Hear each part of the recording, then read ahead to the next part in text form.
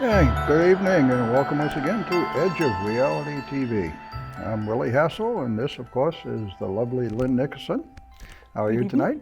Oh, great, great. Good, good. And you, Willie? I'm doing all right. Good. Doing all right You look the for a same to young me, guy. but yeah. Look the same? Yeah. Yeah? Oh, good, good. You know, we're doing something a little bit different tonight. You notice there's just the two of us sitting here, but we do have a great guest tonight. But we're experimenting with, he is in New York and we're in Massachusetts, so we're doing a little Zoom tonight on the show. And tonight's guest is Santariga. And Al is the founder and director of the Bronxville Paranormal Society. He is co-director of the New York chapter of the North American Dogman Project. Al is a paranormal investigator and Bigfoot researcher. He has been having strange paranormal experiences all his life, with his first UFO sighting at the age of 10 in Yonkers, New York. He had his first Bigfoot sighting in 1974 at the age of 12. He has had many other paranormal experiences such as demonic, psychic, and even possible abductions. Welcome to Edge of Reality, Santariga. Good evening, Welcome, Al. Nice to see you. Thank you, Willie. Thank you, Lynn. Pleasure is all mine. Thank you for having me. Our pleasure. So I think it's interesting, too, to point out that Al not only does paranormal ghost investigations, but he's very interested in cryptids, UFOs, dogmen, as you mentioned. So he does a whole gamut of paranormal Al's been through oddities. it all. He does it all. Yep. So tonight we're going to be discussing a couple of the cleansings that Al has done. There are going to be a couple of cases here. And what I wanted to do is, for the audience benefit, is to distinguish between just cleansings and a house clearing or a regular investigation. And here's the difference. Al has interviewed the clients in each of these two following cases, and he interviews them to get feedback on what is occurring. And by coincidentally consulting with whichever psychic his team has available, that is available on his team, it's determined in each case that the cause of the activity in these two cases were due to the occupants, and that cleansings or house clearings were needed in order to resolve the situations.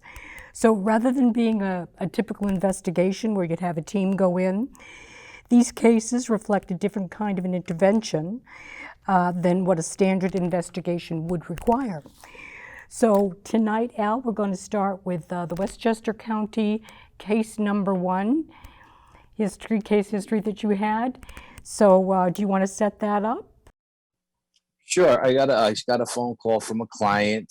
We'll call her Leslie, and she told me what she was experiencing, some weird stuff in the house, and she went on to explain that her mom had just passed, and that she moved into her mother's townhouse, and ever since she moved in, and then she redecorated the place, so she gutted everything, and that's always a nightmare. And once she did that, she started having all kinds of activity, and she started sending me a video of stuff that she was capturing, and she was even capturing stuff out in the woods. She has woods behind her home, and she was walking back in the woods, and she was taking selfies of her and her dog, and she caught an image of something that looked like a Minuteman behind her, and I thought, I gotta go down there and see these woods, And then she had like this ghostly apparition on her deck, her back patio, and just all kinds of creepy images of all kinds of weird animals, like in the woods. I mean, some of the stuff didn't make any sense. In one photograph, it looked like there was a dog man out there. In another photograph, it looked like these creatures that were half raccoons and I don't know, half something else, but they looked like they were up in a tree, and Killer raccoons. Things in the house, just all kind noises in the house, all kinds of noises and bangs, and weird stuff happening in her home. She had a jewelry, not a jewelry box, but a box in her bathroom, where women put their bobby pins and stuff. It was a wooden box, and it was on top of the dresser by the sink, and she went in there one morning and it was filled to the top with water. And she's like, how does water get in this box when it's nowhere near the sink or underneath where the pipes are, you know? Handprints on her shower when she's taking showers. So all kinds of stuff. So I said, you know what, let me come down and do a little walkthrough. And so I walked down there. I went down there and I did like a preliminary investigation / interview with her, personal interview. And I walked around the house, and you know, I got the feeling that there was something off on the property. You know, if I don't know, it's just not that I claim to be psychic by any stretch of the imagination. I don't, but I felt like there was a lot of energy coming through, and to me, it felt like a portal had been opened. So either out in the woods or in the house or something. And I went around and I was checking all, you know, stuff with EMF meters. And like I said, it was her mom's house, and she still had some things left over from her mom. And we were I was being pulled towards her master closet, which is all her clothes, you know how women are, which are all her clothes. Her husband's got like a little shelf on the side. And I go in there and I'm checking all the clothes with the EMF meter. And I get to a wig that her mom used to wear. It was her mother's regular wig. Her mother was a wig person, had tons of wigs. And this wig, the EMF meter went off the charts, just went through the charts when I went to this wig, which made no sense because there was nowhere near any kind of electrical energy outlet or whatever. So that was pretty interesting. And then I went and I was walking around the house, and over the fireplace, they have she has a big painting of like a gypsy, you know, and which kind of looked like her mom. And that's why her mother bought the painting, because it looked like her. And it's been hanging over the fireplace for, you know, 30 years, whatever. And I went over to that painting and I hit it with the EMF meter, and the meter just went crazy. Oh, that's crazy. Yeah, you know, and then her husband is like a junk. He's not, you know, it's not a junk man per se, but he's the kind of guy that if he sees something on the side of the road that looks good, he's going to pick it up. And he had recently come home with a weight set, weights, bench, the whole 9 yards, like somebody just cleaned out their garage. And he brought it all home. And I was going around the weight sets, and the energy that was attached to the barbell and the dumbbells on that set was ridiculous. I mean, like just off the charts. And I was thinking, man, what is going on? I said, you know, what else does your husband, you know, bring home? And then she started showing me, told me her husband started acting different. Okay. And he started acting different, and she felt that he was having an affair and all this stuff. And then every night he would come home with like a different kind of trinket. And she thought it was pretty weird that, you know, all these little trinkets, they were symbols and things that she wasn't familiar with, you know. I wasn't familiar with them either, but I mean, I'm looking at them, and she goes, I think they're devil worshiping stuff, you know. And I called a good friend of mine, Miss Aida Saravini. She's a hoodoo practitioner, and she knows everything there is to know about hoodoo and voodoo and Santariga and all of those religions. And I showed her all the trinkets, and she was telling me that these were actually protective trinkets, you know, and not something negative. So then she interviewed the woman, and she interviewed the husband, and she came to the conclusion that the husband had a love spell put on him from some woman at work that he met, and she was a Spanish woman, and she was into Santariga, and she put a love spell on him, and so she was telling us, you know, listen, your husband's been spellbound, and we need to do a ritual to break this spell. And so, you know, she went on, and I mean, I got everything written down because there's so much stuff involved. But what we did was the husband had to go through the ritual for like 2 weeks and 14 days it was. And then when we broke that love spell, and he didn't want anything to do with the woman at work anymore. She knew that the spell had been broken. She got pissed and she put a curse on him.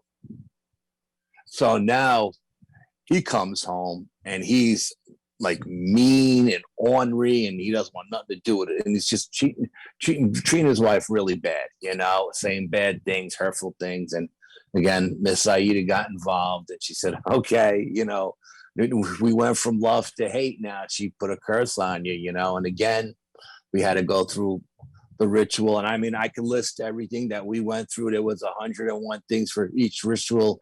And again, he had to go through for 14 days. And we finally broke that curse. And let me tell you something, to break these spells that people bewitch you with is no easy task. It takes a lot of energy. A lot of people, I don't even think, could go through the 14-day ritual you need to go through to do it, because it's so time consuming and it entails so many different kinds of protective and healing and different kinds of trinkets and stuff to get these things off you. And we did that. And again, not to cut it short, I mean, if you want me to go into it deep, we could take a deep dive on all the stuff that we had to use. But then we also felt that there was a portal in the woods. That's where I was feeling the portal energy. It felt like, and let me circle back here for a second. The woman, Leslie's grandmother, was a white witch from Italy. Okay. And her mother was a white witch, and her aunt was a white witch. But their mother was afraid of it and she didn't practice it.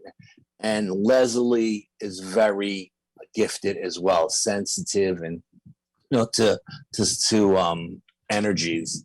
And so we believed that because there was a portal in the woods, and because she started walking her dog in the woods every single day, and she would take these selfies with these crazy animals in behind her or around her, and her closed circuit TV cameras were catching all kinds of stuff walking by, looking in her window at night, like a Sasquatch is looking in, and these ghostly apparitions. I know I sent you some photos, and Yeah, you'll post the photos and everything, and people will get to see the stuff she sent me. It was just really off the charts, and like shadow figures going up her steps and all kinds of different strange entities. It's just very, very strange. And it was a very taxing, being there and dealing with those energies, because Miss Aida was doing it via Skype, because obviously she lives in Michigan and I'm in New York, so she was helping me out here. And I recommend anyone go buy her books if you want to know how to put spells on people or how to take spells off. Go buy her books. But she's the real deal.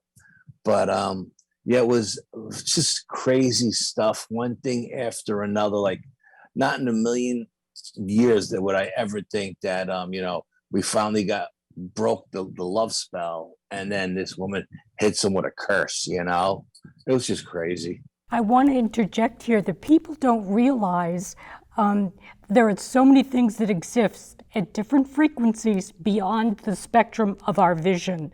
There's stuff out there that many people deny exist, but we've got these photographic evidence of, yeah, there's something there. I don't think people take that, as well as the strength of curses and spells, seriously. They're real, just as ghosts are real, Yeah, no, absolutely.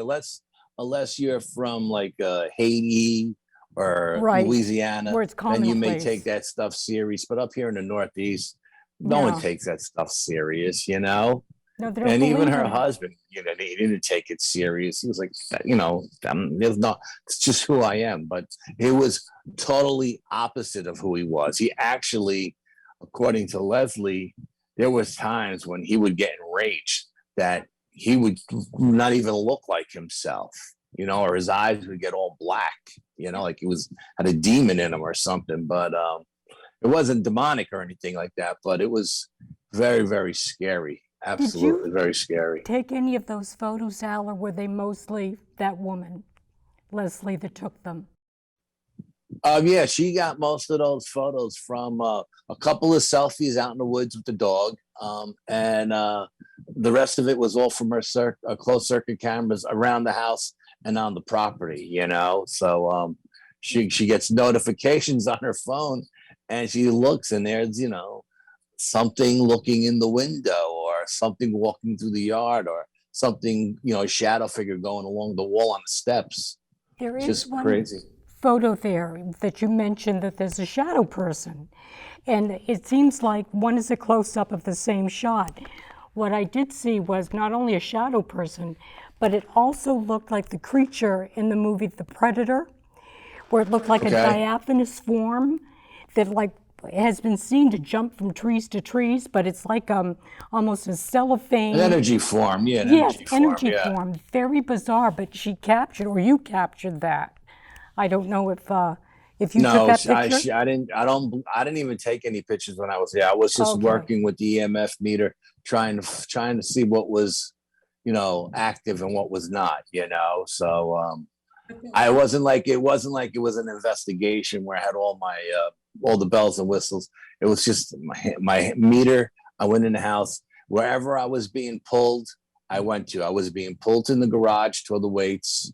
I was being pulled towards that gypsy picture. I was being pulled in her closet, and I was being pulled towards her patio, like out the back door. And that's where I felt like something had opened up in those woods, or maybe it was always opened. I don't know.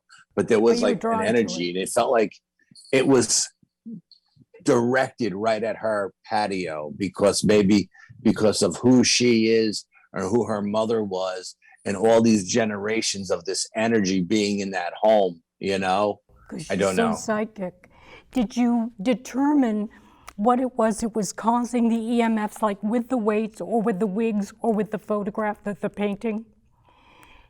What, do you think it was just the mother's energy on the two? Yes, absolutely. With the wig and with the painting, her mother's energy for sure. This is a wig that she wore every day for 30 years. This is a painting that hung on that wall across from her favorite seat so she could look at it every single day. She probably went over and touched it or something a few times, as a matter of fact, Leslie told me her uncles used to come over and kiss the photograph because they said, "Oh, it looks like my sister," you know what I mean? And they would kiss it on the cheek like goodbye when they would leave, just to bust, her mother's chops, and everybody would get a laugh out of it. But Wow, that's a lot to go through. It really flips your life around. Oh yeah, I mean, and this woman, like I said, she's very, very sensitive, and she's afraid of her own shadow, which does not help in any way, shape, or form. Yeah. And then when we were, going through the ceremony of actually cleansing the house and sealing each individual room and the crawl spaces and the attics, and then we had to go outside and cleanse and seal the property. It was complicated because being a townhouse, there was another townhouse attached to it right next door, so we didn't want anything coming through the other townhouse and then coming back into her house through that wall that, connects both townhouses together. You want to explain how you did that? Excuse me? Would you explain how you did that? Oh, sure. So what we did was we put some holy water and some sea salt in a spray bottle, and we shook it up, and we sprayed the whole wall. And then when it dried, and you got that film, we wiped everything off, and that's how we sealed that wall. And then we actually put like a couple of little protection stones in the corners where all the walls meet, so that it wouldn't be able to find any cracks or crevices to come back in. Because like I said, that was my biggest concern, was doing everything we did, spending a whole weekend there working on her husband, 2 weeks with him, and a whole weekend just me on my own sealing everything. And the last thing I wanted was to leave a doorway open where anything could come back through. Yeah. My goodness, takes so much work to rectify that, reconcile everything. Yeah, a lot of work. Now, let me tell you something. Thank God for Miss Aida, because this was something over my pay grade. I really wouldn't have known where to go with this. Normally, something like that, I would have handed off to a friend of mine, but everybody I know that does this stuff, whether it's demonic or entities or anything that does cleansings, everybody charges for their services. Yeah. I don't charge for my service, and so it would have cost this woman, just what Miss Aida alone did for her, probably would have charged her like $500 if some stranger off the street, and everything she did with her husband, and then everything that I did, and all the stuff that I needed to bring. She ordered a lot of her stuff on her own, and she got everything that Miss Aida told her to buy. She bought, but there was stuff that I was bringing with me that I work with all the time, that I'm comfortable with, I'm familiar with, and so that that comes out of my pocket. And like I said, I got into this to help people who had nowhere to turn and didn't know where to turn. And I definitely didn't want to just hand her off to somebody and then have them charge her $1,000 or $1,500 or whatever, Then sometimes I have no choice but to do that, because it's, above my pay grade. As long as I'm not dealing with anything demonic, if it's just a negative entity, something like that, then I'll deal with it. But once it gets above that, then I hand it off. And she was lucky that there wasn't anything dark or demonic there. You know what I mean? I think with her husband, being that he was cursed, and then he was working out with those weights, and those weights were holding the energy of whoever owned them. I don't know whoever owned them, if they were on steroids and there was roid rage involved, but when you're lifting those weights, you're putting all your intent on getting those weights up and all your energy into those barbells. And when he was doing it, he would get all crazy as well. And I'm sure he was absorbing the energy that was in that barbell from whoever owned it before him, And I told him, I said, you got to get rid of this stuff. I said, you got to get rid of this stuff. Donate it, throw it out, go buy all brand new stuff that doesn't have anything attached to it. One thing I don't think people realize is when you've got somebody coming in to remediate a situation like that, that person has to do a lot of preparation and cleansing themselves in preparation for this. Sometimes it's a special diet, sometimes it's a meditative state that they have to repeat. It takes a lot of energy and a lot of effort to help these people out doing this. It's not something that's easily undone. Yeah, I mean, if somebody comes in and with a stage sick and walks around the house and and tells you everything is good now, and don't pay them any money, because it's probably not. You know what I mean? Yeah. It takes a little bit more than that to get rid of these things. Yeah. Opening the portals, but the people themselves, if they're part of the cause, either they have to change, but like in this case, the woman is just plain psychic, and I think she draws a lot of this to her. She does. She as does, well as the other because case. when she had a different condo. Her and her husband had a different condo at a different location, and her home at the other condo was had entities as well, and I went there and I cleansed that for them like 5 years ago, maybe 6 years ago. And so it doesn't matter where she goes, things are going to find her. It's who she is, and she's so afraid of everything, so she puts that scared energy out, which just makes it worse. I told her, you can't be scared of every little bang in the house, and every time something bangs or dings, you can't jump out of your skin. So the resolution on this, what did you suggest that she do? Oh, like I said, we went through. I got a ton of stuff here. I mean, I wrote everything out because there's no way I could remember everything we used as far as the all the different things that were used in cleansing and the rituals and everything else. I mean, it's just so I got about as far as like maintenance, 50 things on my list. You know what I mean? What did you suggest that she do to keep this at bay? Meditation was one thing, right? Oh, for me personally, you mean?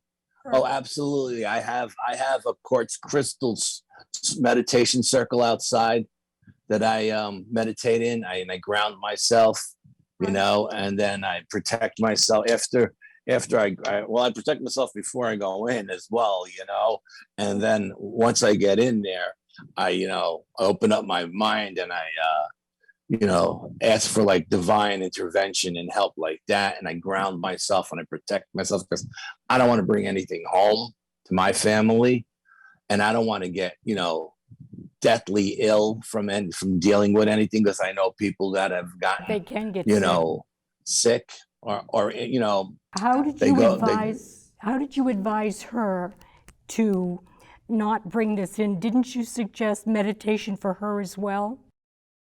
No, not for her. I mean, I probably should have advised her with meditation as well, but she's doesn't have a chaotic energy, she just has a scared energy. Everything scares her, everything, and that is so bad because there's negative stuff coming out of the portal in the woods, and it feels that scared energy. That's like a beacon for that stuff, and it makes a beeline right for her, so I mean, it's a different kind of energy when you're dealing with someone who's got so scared, or someone who has got chaotic energy that's just like a tornado. It's a different kind of energy. And but I told her, I said, you have to be strong. You have to toughen up a little bit, just a little bit. You can't, every time you hear a bump in the night, jump out of your skin. It's no way to live, hard. number one. We've got 1 minute left, Al. I wanted to ask you what was your marital situation after the curses were dissipated?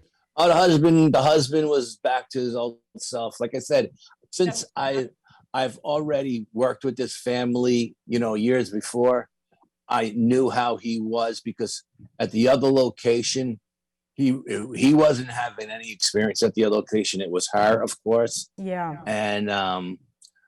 And nothing was happening to him because he had a different job at that time. So he didn't have any, women secretaries in the office or anything like that, So they're still married and happy.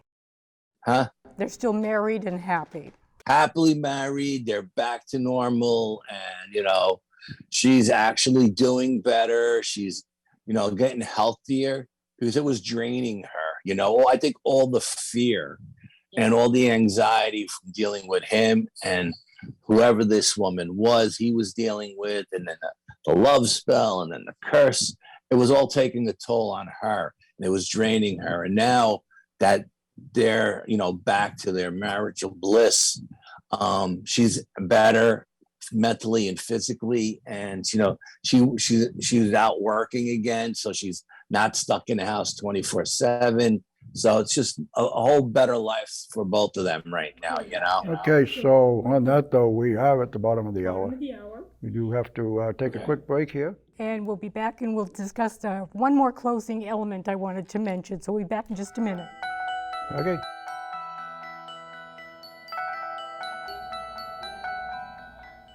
Yeah, welcome back to Edge of Reality TV. I'm Willie, and that's Lynn. And our guest tonight is Al Santariga. And welcome back, Al. Thank you, Welcome back, Willie. Al. Thank you, Lynn, for having me. So, what I did want to mention regarding this past Westminster County, New York case, those pictures were very intriguing to me because she seemed to capture, because of her sensitivity, I felt like she was capturing layers of time. We talked about this. Like there's one picture there where it looks like there's a picture of a Vietnam vet, as well as a hunter or some humanoid type person holding something.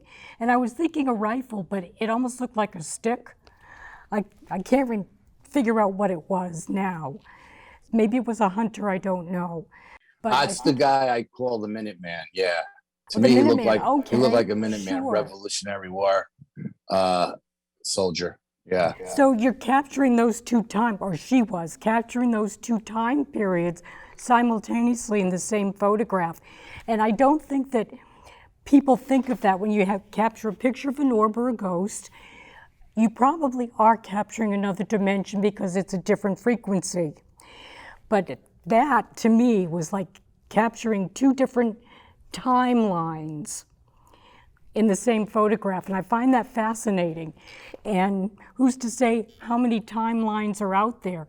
I mean, there's so much that we don't know and it's beyond our scope of vision. You know, I just find it intriguing. Those photographs are intriguing. Absolutely. I think a lot of the images that she caught out in the yard, in the woods, Yes. were definitely things coming in from different dimensions. Like and I think they were cryptids and- coming in because they were attracted to her energy, Yes. you know? And she was able to capture that. Yeah, I don't believe that all of those weird animals that she captured or entities that she captured in her backyard were all coming through the same dimension. I believe they were coming in different dimensions, different timelines. Absolutely. Yep. And one did look like a raccoon, and I saw also too it looked like the head of a gray ET, and then of course the World War II vet, or maybe he was Vietnam, and then the Minuteman. It's just really fascinating photos. So I appreciate you sending those in. And the second case is going to be the Dutchess County case, and there aren't any photographs associated with this, but this case involves a family living in a very large house in Dutchess County, and it involves a Ouija board and some poltergeist activity and the sighting of a revolutionary soldier, shadow people, and a woman with very high chaotic energy. So you want to take it from there, Al? Absolutely, yeah. So I got a phone call from a friend of mine, and he says that, you know, him and his wife had gone out with ghost hunters a couple of times, you know. So they were familiar with the paranormal, and they had been living in this house for 30 years, and you know, they had things happen, bing bang, you know, nothing that scared them. Well, recently, like the last 5 years, something changed, and he said he doesn't even want to be there anymore, you know, in the house. He's become a workaholic, so he tries to stay away from the house as much as he can. So he called me in, and I said, okay, let me just come in and do a walkthrough. Let me see what I get. And it was funny, though. The vibe I got while I was talking to him on the phone was that somebody had played with a Ouija board. I don't know if it was his daughters or his son, if it was when they were younger, if it was now. I just felt like someone had done something with a Ouija board. Again, I don't claim to be psychic by any stretch of the imagination, but when you do this for as long as I've done it, you get sensitive to different energies. Anyway, I go there, and my psychic, who I normally use, couldn't do the walkthrough with me because she was going through back surgery, so she was in bad shape. So I called a dear friend of mine, a world-renowned psychic, Miss Katie Turner. She's does like 2 or 3 different shows on the Travel Channel. She's phenomenal. She's scary. And when she starts reading you, she locks in like a laser guided missile. And she said, first thing she said to me when I was telling her about, she goes, somebody play with a Ouija board. I was like, okay. And then she's like, okay. She goes, why am I seeing a cemetery in their backyard? And I was like, okay, they have a revolutionary cemetery in their backyard. I said, okay, the person who played with the Ouija board lived 3 houses over. And they went into the cemetery with their friends, a couple of teenagers, fooling around, played a Ouija board. They opened the portal. She said, as soon as they opened the portal, everything went right to these people. So I said, okay. So we get to the house and she tells the wife, you know, that her energy is so chaotic that it's her who's creating all the poltergeist activity. And, you know, the son says, yeah, but we get this even when my mother's not here, you know? And Katie said, because her energy is so crazy, it happens even when she's not in the house. Okay. And Katie told her that she needed to set up a quartz crystal circle, meditation circle facing east, she said. And she had to meditate in that circle for 15 minutes a day to bring her energy down and get it under control so that she wouldn't have this chaotic energy throughout the whole house, because the kids heard it everywhere. You know, it wasn't just like wherever she was. If they were in their bedrooms, they heard stuff. And so anyway, we stepped, plus Katie told her some personal stuff that she needed to go to the doctor and get something looked at. And then she got to her, the family, the husband and the son. And she said, okay, you 2 guys are indigo children, both of you. Said, so he told the father that he was 3rd generation and the son that he was 4th generation. And you guys have a lot of stuff attracted to you. That's another reason why there's energy coming in. She said, whoever opened the portal in the cemetery, because it was on your property facing your house, it made a beeline right to you because of between your wife's energy and your son and your husband's energy. The portal is in the house now. She actually thought it was downstairs in the basement. And then as she told the husband too some personal stuff about his heart, that he needed to go get his heart checked out and stuff like that. And then we were walking around the house and she's like, okay, I see an older gentleman. Looks like he's a military guy. Very, very ruthless, mean person, hates women. And it was funny because his wife and his daughters and his son's girlfriend would always get like slapped around and stuff at night, you know, wake up with bruises. She said, it's this guy. And he came through the portal at the cemetery because he's buried out in that cemetery. And he was actually one of a colonel who actually owned all this property where this development is built on now. He owned the whole farm. And he's buried in, and so when they opened up that portal, he went back to their house. I guess it was maybe where his house was at one time. I'm not sure. And then Katie went on to say, okay, we were walking through the living room and he had a beautiful fireplace, mantelpiece, just gorgeous. I mean, the house was just humongous. And she stopped and she said, okay, there's an antique gun over the fireplace. She said, that's got to go. Somebody who owned that gun, not necessarily the colonel, but somebody who owned that gun committed murder with it. And there's negative energy attached to that gun. So that's got to go. Okay. And then we went upstairs in the bedroom. And man, when I walked into that bedroom, the energy that hit me buckled my knees. I had to actually sit down on the bed and catch my breath because I got like, just so dizzy, so weak. It's just like you walked into it's just like an energy field. It just zapped me. And then she said, okay, they had 2 full-length mirrors, his and hers, and they were facing each other. And she said, one of those mirrors is a portal never have any mirrors facing each other. You can create portals that way. And these particular people had like 6,000 mirrors all over the house. Okay, there was mirrors everywhere, and all different sizes and shapes and colors. And then she also said that we went into the master bathroom, and she said, okay, they had a whole wall over the sink was mirrored. And she said, this mirror is a portal too. And I said, well, how do we know that these mirrors are actually portals? And she said, well, if you take your fingertip and you put it up against the glass and you see space between your finger and the mirror, that mirror is an active portal. Interesting. And I did that in every single mirror in the house. Like I said, there was a lot of mirrors in that house, and only 2 was there space between my finger. Her full-length mirror and the mirror in the bathroom had those. So we had to seal those, and we had to turn them away from each other. And she told them, not only should you turn them away from each other after we seal them and everything, but you should throw something over them at night, Really? just to keep them covered. You only expose them when you need to look at yourself in the mirror in the morning. But and we started up in the attic. And again, this was a 2-day event up in the attic. And we started from the top, and we saged each floor. First we'd sage.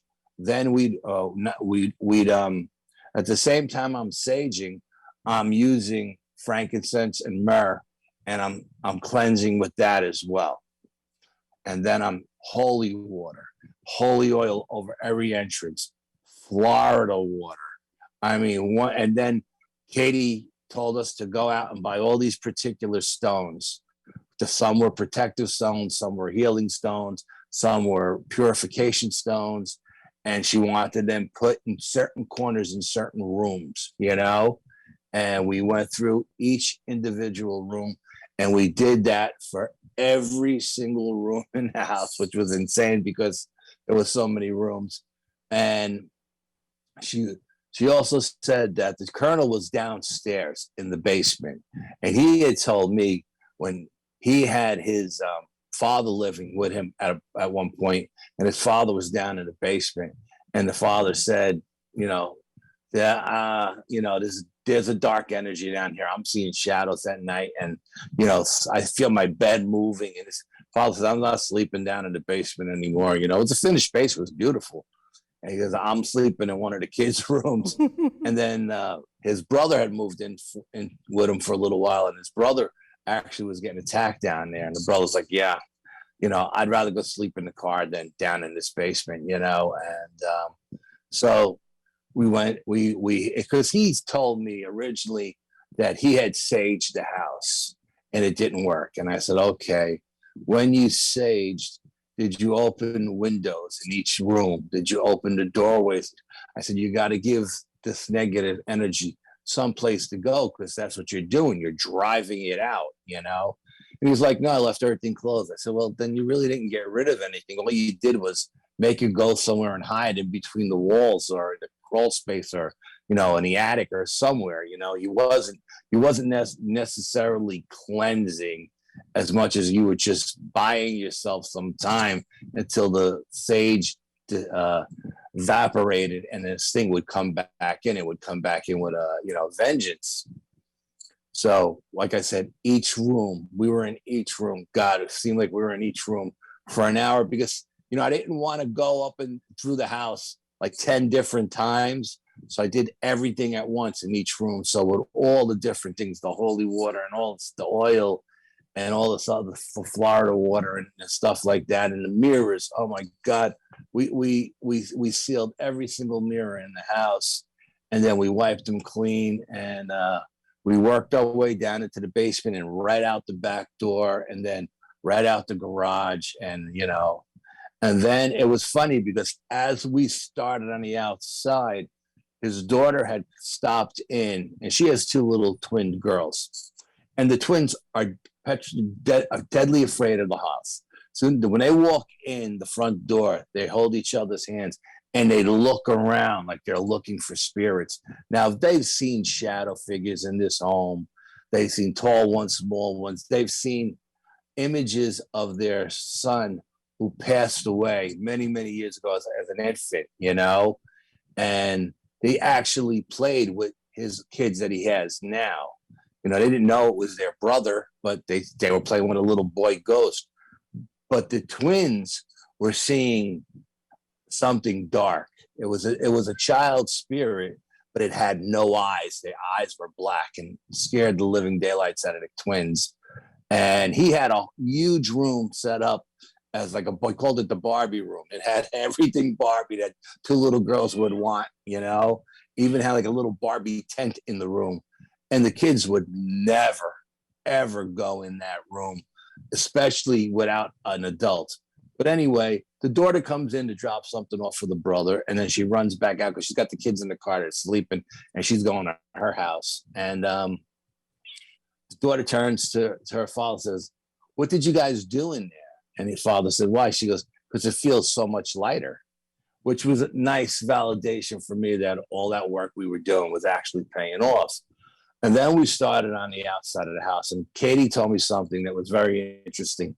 She said, you need to get red bricks and grind them down and seal the perimeter of the house with the red brick, you know, shavings, you know? Yeah, I'd never heard of And I that. said, go ahead. Yeah, I'd never heard of that before. Yeah, and then she explained to me that the way the bricks were made and something about the dye had to be red bricks. And it was weird because he just happened to have like 10,000 red bricks in his yard. So he ground them all down, and we had like a whole bucket of this red brick dust. And she said the reason we're going to use red brick is because it doesn't wash away like the salt does. And it just sinks in because it's heavier. It'll sink into the soil and it'll seal the soil as well. That's just so we did that. And then I have this stuff that I make up. It's called Aqua de Dio, the water of God. And it's got it's got frankincense and myrrh and sage and holy oil in it. It's got salts from the Dead Sea in it. Wow. Yeah, I order it from the motherland, and kosher salt from the Dead Sea. It's got a bunch of different purification things and protective things in it. And what I did was I would spray the wall around the house, and then we would put the red brick dust down on top of it, you know, and seal it that way. And I left him the spray bottle too as well. And we used that on the mirrors as well when we sealed the mirrors as well.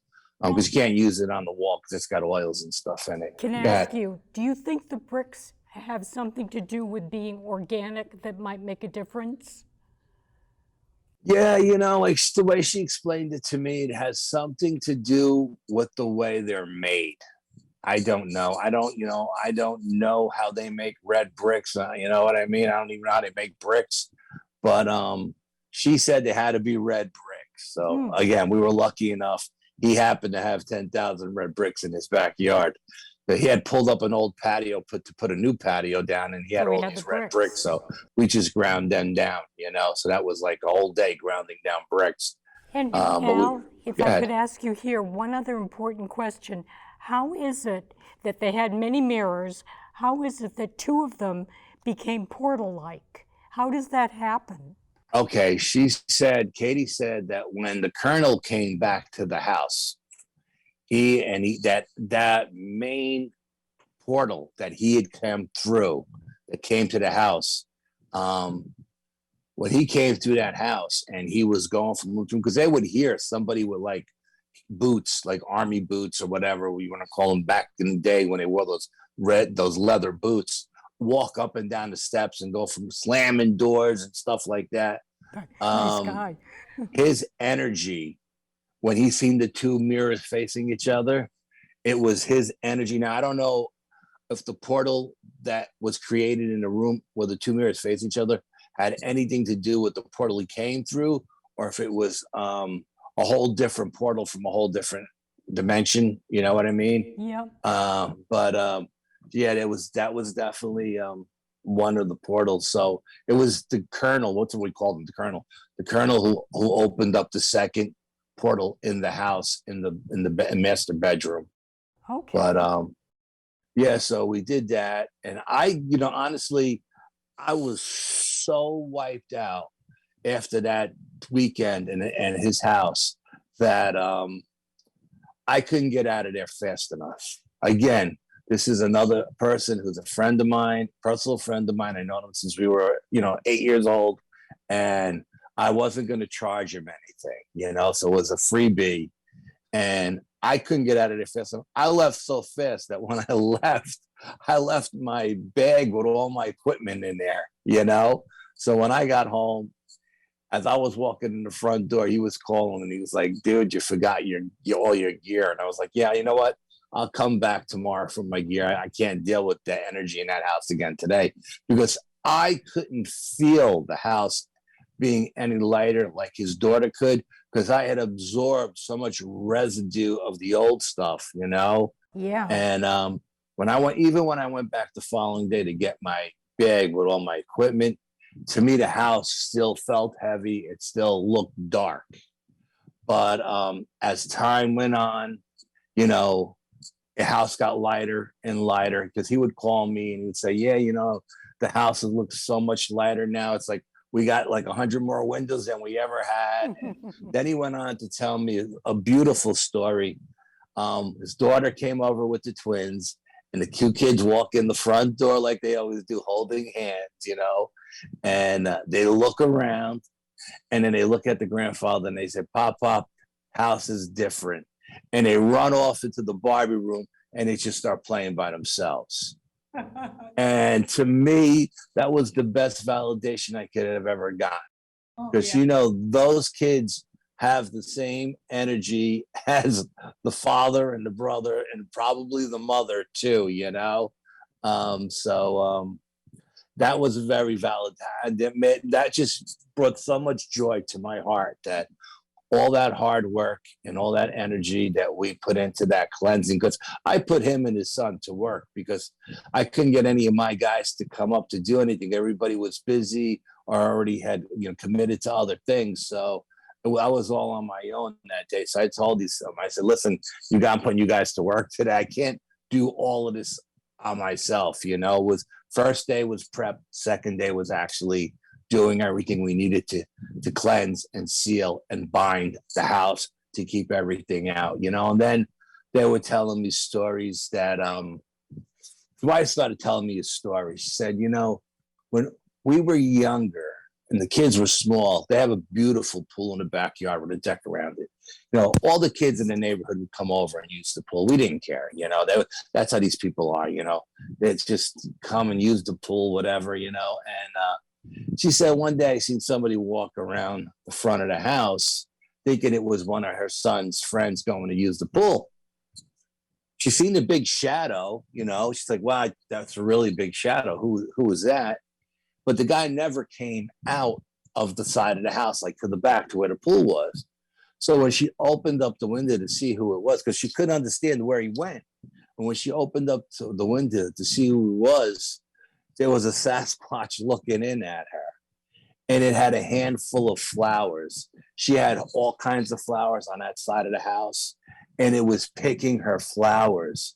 Now, I don't know if it was picking it for medicinal purposes or for food or what, but she said she screamed, the creature screamed, and the creature ran off, And then my friend told me one night he was late night. It was late, like 2 o'clock in the morning, 3 o'clock in the morning. He was laying in his lounge chair watching TV, and he heard something walk by the front of the house, like boom, boom. He says, man, he sounded like an elephant, because the whole house shook and I could feel the vibration in my chair. So again, he went outside, didn't see anything at the front. So he went out the back, didn't see anything at the back. So he walked to the side of the house where the deck is, because the deck is the The deck is half the house has got a deck, and the other half has a patio. And he walked to the end of the deck. Again, that's where all our flowers were. And there was a Sasquatch picking her flowers again. Wow. And he didn't know what it was at first because all he seen was this dark shadow bending down. And he yelled, "Hey, what are you doing there?" Now, my friend happens to be a tiny guy, he's like 5 foot tall, 90 pounds soaking wet. And he's like, "Hey, what are you doing over there?" Because he had like his baseball bat, and the thing got up and just took off running. And it screamed. He said, "Al, when it screamed, I swear to God, I felt it vibrate in my body." He goes, "I was so scared." He goes, "I got in my car and I drove to work, and I slept at work till I was ready to punch it." He goes, "Because I wasn't dealing with it." And now his son happens to walk in. He's hearing the end of the story, and he says, I got one even better than that." He says, "One night I was home late, I was watching TV, and he felt the house get slapped. Boom. He was like, what the heck was that?" And as soon as he put on the lights, the front lights, because it was the front door that actually got slapped, he said he thought somebody was kicking down the front door, really shook him, and he put the sensor lights on.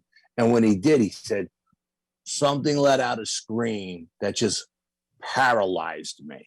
He said, then I opened the door to see what, and he says, and I seen this giant Sasquatch running up the street. He would run like 100 yards, stop, turn around, scream, run another 100 yards. And as he was doing this, all the lights in the neighborhood were coming on. And then I said to him, I said, it dawned on me. I said, you guys are pretty close to Nuclear Lake. How far are you? And he says, he goes, these woods here go right to Nuclear Lake. He says, we could hit Nuclear Lake with a rock from here. And I was like, okay, well, these Sasquatches have probably been coming through here since this was a farm, Yeah. And they're still coming through. And I forgot the flowers the wife had growing at the time. I forgot what she said she had growing. But whatever they were, the Sasquatches liked them, But I mean, so the whole area, and then he went on to tell me a story that he was talking to the woman who lives on the other side of the cemetery, okay?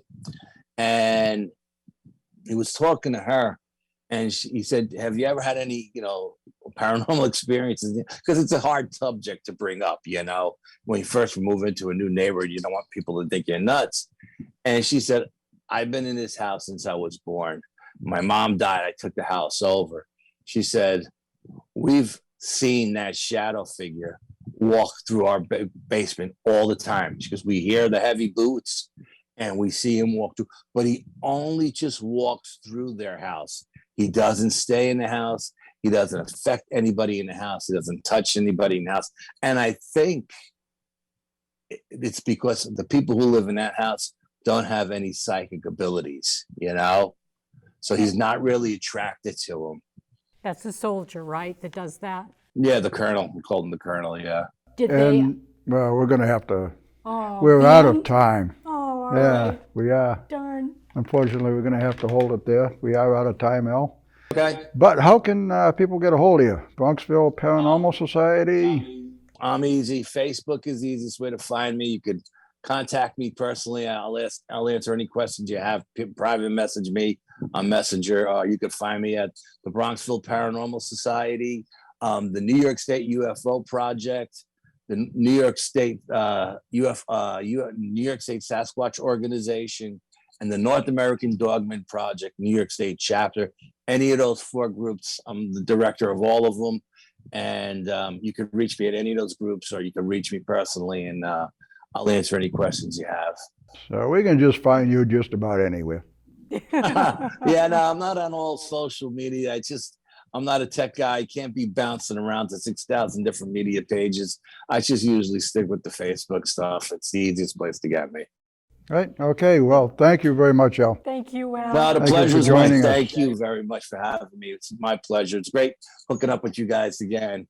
Yeah, it's been a while. Yeah. Nice to talk to you We'll again. see you again soon, though. And so that is Edge of Reality TV. Gosh. And yep, that's another show. And we will talk to you again next month.